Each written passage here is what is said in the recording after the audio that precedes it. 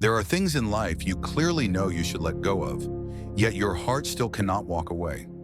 There are people you know no longer belong in your journey, yet every time you think about ending it, a vague fear rises within you. There are memories that are old and seem faded, yet with just one moment, they return and cling to you as if they never left. You tell yourself that it is time to let go, but your mind still holds on. You say you are fine, but deep inside, you know that this attachment is taking away the peace you deserve. Letting go sounds simple, but in reality, it is one of the greatest challenges for a human being. The brain always chooses what is familiar, even when it has exhausted you countless times. The heart attaches beautiful memories to things that should have ended long ago. So we hold on, we hesitate, we hope. We repeat the same old painful cycles until we realize we are no longer ourselves. Stoicism offers a different perspective. The Stoics believe that people do not suffer because of loss, but because they cling to what no longer fits their present life. Modern psychology also shows that excessive attachment does not happen because we cannot let go, but because we fear the emptiness that may appear after letting go. In this video, we will step into a journey to understand the real reason you cannot let go, learn how to detach gently, and explore 12 lessons that help you reclaim your inner freedom. When you release what hurts you, you create room for peace and a new life. Lesson 1: Understanding emotional attachment. One of the biggest reasons you cannot let go is because you have not truly understood what is happening inside you. When a person or a situation becomes important in your life, you do not only attach emotionally, you also place a part of your identity, a part of your expectations, and even a part of your sense of meaning onto them. When that connection is threatened, the pain does not come only from the fear of losing them, but from the fear of losing the part of yourself you have placed in them. Psychology calls this emotional attachment, a form of connection that makes people cling to what feels familiar and safe even when it is no longer good for them. What is remarkable is that the brain remembers beautiful moments more vividly than the pain, making you believe that if you try a little harder, things could return to how they once were. This bias keeps you stuck in a cycle of holding on. Stoic philosophers view this issue with greater clarity. They believe that suffering does not arise from the relationship or the situation, but from the excessive personal value we place upon them. When you believe you can only be happy if that person stays or if that situation does not change, you give away control of your life to something that has never been within your power to control. Understanding your attachment is not about blaming yourself for being weak. It is about knowing that the feeling of holding on is a natural human response, but it is not something you must continue living with. When you begin to see clearly what you are holding on to, why you cling to it, and what it is taking away from you, only then can you begin the journey of letting go proactively instead of resisting it. This is the first step toward opening the door to emotional freedom. Lesson 2: Stepping back for mental clarity. When emotions rise too strongly, the mind often loses its ability to see the truth clearly. You may think you are hurting because of a person or a situation, but sometimes you are hurting because of your own interpretations. When an emotion becomes too intense, the brain enters a state that psychology calls emotional flooding. This is when emotions overwhelm the nervous system, causing rational thinking to temporarily shut down and leaving you to react only by instinct. In that state, everything becomes larger than it truly is. Sadness feels deeper, disappointment feels heavier, and negative thoughts appear constantly. You may believe everything is over, that you cannot live without that person, or that this situation will destroy your life. But most of those thoughts are not the truth. They are simply echoes of a mind being controlled by emotion. The Stoics had a very unique habit. They always stepped back before they reacted. They did not allow emotions to guide them. They used that small distance to observe their emotions like an outsider. With just one moment of stepping back, clarity appears. You stop asking why everything is happening to you and begin asking what is actually happening. The lesson from Stoicism is simple. When you feel too hurt, too overwhelmed, or too attached, pause. Step outside your own mind just a little. From a slightly greater distance, you will see what you could not see when your emotions were surging. And that clarity is an essential step that helps you learn to let go more gently. Lesson 3. Understanding what you can and cannot control. One of the biggest roots of emotional pain comes from trying to hold on to things that were never within your control. You may love someone wholeheartedly, but you cannot control their emotions. You may work hard, but you cannot force life to deliver the results you expect. You may hope a situation unfolds exactly as you wish, but life rarely follows a predetermined plan. The Stoics recognized this truth long ago. They believed that life consists of two groups of things. The first group includes what you can control, and the second group includes what you can only observe. You can control your thoughts, your actions, and your choices. But you cannot control time, other people, or the outcome of every effort. The problem is that people often place their hearts in the second group more than the first. Psychology explains that when you cling to something you cannot control, you unintentionally create a lasting sense of helplessness. You feel like you are not good enough, not worthy enough, or not important enough. But those emotions do not come from the truth. They come from pouring your energy into something that has been out of your reach from the very beginning. When you begin to clearly distinguish what belongs to you and what does not, your mind becomes lighter. You stop trying to fix other people.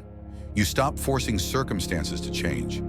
You focus only on the one thing you have the power to control, which is yourself. From that moment on, letting go is no longer a loss but becomes an act of inner growth.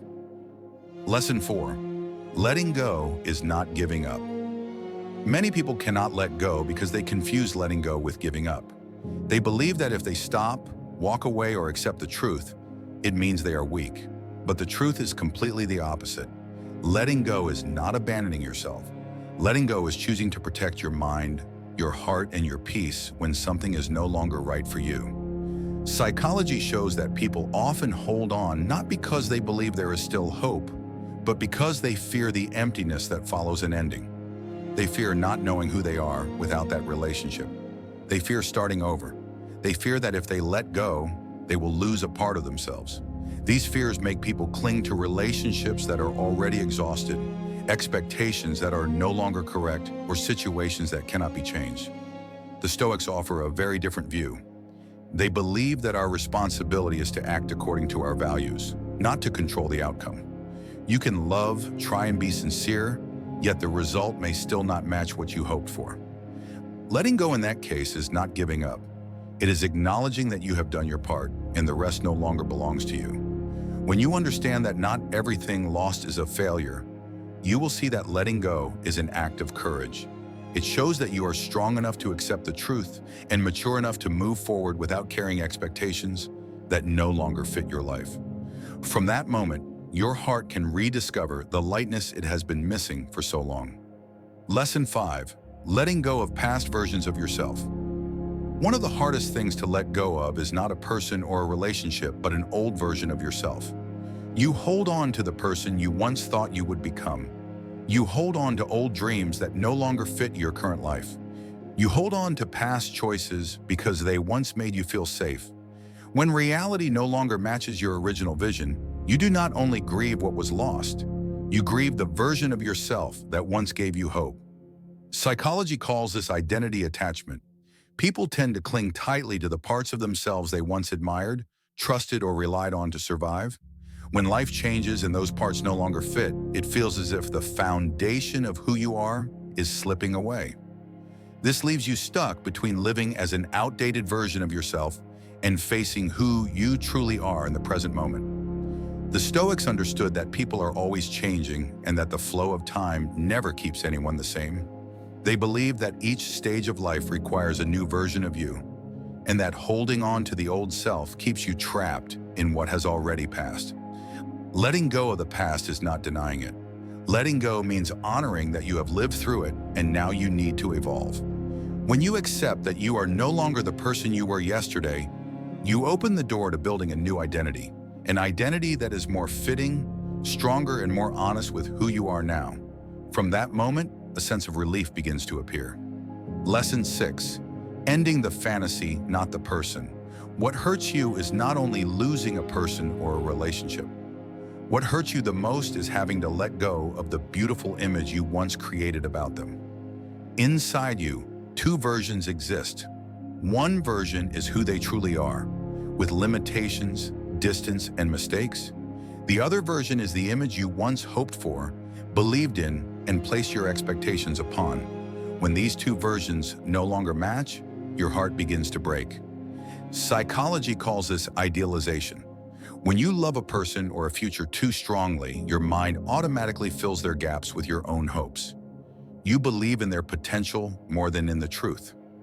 You hold on to the good moments you once had and amplify them to convince yourself that with just a little more waiting, everything will return to how it used to be.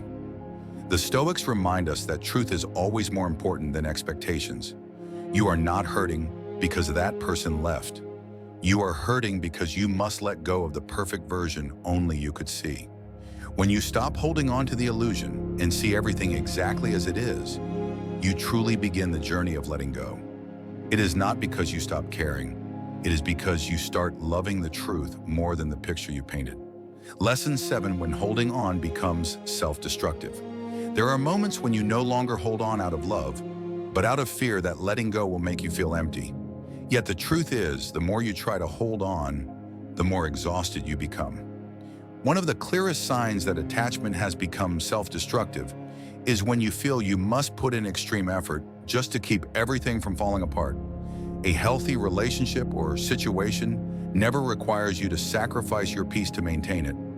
Another sign is when you constantly feel at fault, even though deep inside you know that not everything is your responsibility. You take the blame just to keep someone from leaving or to avoid facing the truth that things are no longer the way you hoped. You may also notice that you are changing in ways that make you no longer recognize yourself. Your personality fades, your values are left behind, your natural joy disappears. That is when you are no longer living your own life, but living under the fear of losing something. When you clearly see these signs, you understand that holding on is no longer perseverance. It has become something that hurts you a little more each day. At that moment, letting go is not the only choice. It is the way you save yourself. Lesson 8: setting emotional and mental boundaries. Many people cannot let go not because their feelings are too deep, but because their emotional boundaries have been blurred for a long time. When you allow others to influence your emotions and thoughts too strongly, you unintentionally lose the ability to decide what belongs to you and what no longer fits your life. And when boundaries disappear, you are easily pulled into their pain, their desires, and the expectations they place on you. Emotional boundaries are not distance or coldness. Boundaries are how you protect your inner peace. They begin with acknowledging that another person's emotions are not always your responsibility. You can listen without carrying their weight. You can care without sacrificing yourself. Sometimes what you need is not to try harder, but to step back and see clearly what is draining your energy. When you begin to say no to what hurts you and say yes to the respect you owe yourself, boundaries form naturally. When your boundaries are clear, letting go becomes easier. It is not because you love less. It is because you understand the value of peace and you honor it with your maturity. Lesson 9: healing what cannot be changed. There are things in life you have tried your very best to fix, yet reality does not shift the way you hope. You wish you could go back and do things differently. You wish someone could understand you a little more. You wish everything could return to how it was in the beginning. But sometimes what hurts you is not what happened. What hurts is your inability to accept that you cannot change it. Psychology calls this the conflict between reality and expectation. When reality does not meet expectation, pain appears. And that pain continues when you keep nurturing an imagined version of the past. You keep asking why everything turned out this way without realizing that the question itself keeps you stuck. The Stoics viewed the past as something completed and non-negotiable. They did not try to alter what had already happened. They simply observed it and chose their response. They believed that every event belongs to the natural flow of life, and resisting it only exhausts the mind. Healing does not mean denying the pain. Healing means facing it and acknowledging that you cannot change what is past, but you can change the way you carry it. You can stop blaming yourself. You can stop replaying the same old story. You can place the past back in its proper place. When you stop trying to repair what cannot be repaired, your heart begins to heal on its own. From that acceptance, a new and gentler life can begin. Lesson 10. Closure is created, not given. One of the hardest truths to accept is that the person you want answers from is often the very person who cannot give you the closure you seek. You hope they will say something that eases your heart. You hope they will acknowledge something. You hope they will return to finish the story in a complete way. But the reality is that most relationships and situations do not end the way you wish. And if you keep waiting, your heart will remain stuck at the point where everything fell apart. Closure is a process that comes from within. It does not depend on someone else's words or on the perfection of a final conversation. Closure comes from accepting that this chapter is finished, whether it ended beautifully or painfully. Psychology shows that the brain needs a signal to close a chapter. When that signal is missing, you keep returning, searching for something that no longer exists. The Stoics understood that your peace cannot be built on someone else's actions. That is why they created closure through their own awareness and choices. You can write a letter you never send. You can write down everything you wish you could say and then read it to yourself. You can create a moment that marks your decision that from today you will no longer carry this story the way you did before. Closure is not forgetting. Closure is the declaration that you agree to let what has passed remain behind you. And when you create the ending yourself, your heart opens a new space for peace to enter. Lesson 11. Rebuilding your identity after letting go. After letting go of a person or an important situation, what you feel is not only emptiness, but also the sense that a part of who you are has disappeared. You may feel lost, unsure of how to move forward, and uncertain about your values and your identity. This is completely normal. When you attach a part of yourself to a relationship or an expectation that once existed, letting go means you must rebuild yourself. Psychology calls this stage identity transition. When old foundations collapse, the mind begins searching for a new anchor. This is the moment when you may feel the weakest, yet it is also the moment when you have the greatest opportunity to recreate yourself. Instead of holding on to the past, you can begin choosing values, habits, and goals that truly fit the person you are today. The Stoics always emphasize that your identity does not lie in what you own or who stands beside you. It lies in how you think, in the qualities you cultivate, and in the choices you make every day. When you let go of what is outdated, you make space for a better version of yourself to emerge. This process does not need to be rushed. You can begin with the smallest steps: a new habit, a healthier thought, a kind act toward yourself. As you rebuild your inner foundation step by step, you will realize that letting go does not end you. Letting go is how you begin again, with greater clarity and strength. Lesson 12. Amor, Fati, embracing what life gives you. When you release what no longer belongs to you, the most important thing is not to erase the past. It is to learn how to welcome life as it is. The Stoics used a beautiful concept to express this. Amor, Fati, which means to love your fate. It is not only accepting what happens, but embracing it as a natural part of the journey you are meant to walk through. Amor, Fati does not ask you to pretend to be happy about loss or pain. It simply reminds you that life never goes in the wrong direction. Every event, whether gentle or painful, carries a lesson that helps you grow. When you learn to see things this way, you realize that letting go is not an ending. It is the beginning of a new chapter. Psychology also shows that acceptance is one of the most important steps in healing. When you stop fighting reality, you remove half of your pain. The remaining half will be healed by time and awareness. When you no longer try to fix something that does not belong to you, your mind becomes calmer and your heart becomes lighter. Amor, Fati leads you to a way of living where you no longer ask why something happened to you. Instead, you ask who you can become after walking through it. This is the power that helps you rise after pain and continue moving forward with greater strength. When you learn to love both what arrives and what leaves, you not only release the pain, but also open the possibility of living with an inner freedom you have never touched before. When you complete the journey through these 12 lessons, you will realize an important truth. Letting go is not losing something. Letting go is how you create a new space for a lighter and gentler life to enter. The pain does not disappear immediately, but it becomes clearer when you understand why you have been holding on and why it is time to walk away. You no longer try to control what is beyond your reach. You no longer cling to old expectations. You no longer hurt yourself out of fear of emptiness. The Stoics believe that peace does not come from changing the world. It comes from changing the way you see the world. When you release what cannot be kept, your mind expands and your heart becomes freer. You begin to live according to the values that truly belong to you instead of the things that have already passed. If these reflections brought you clarity or a bit of relief, please press like to help share the message with those who may need it. Do not forget to subscribe and turn on notifications so you will not miss the next lessons.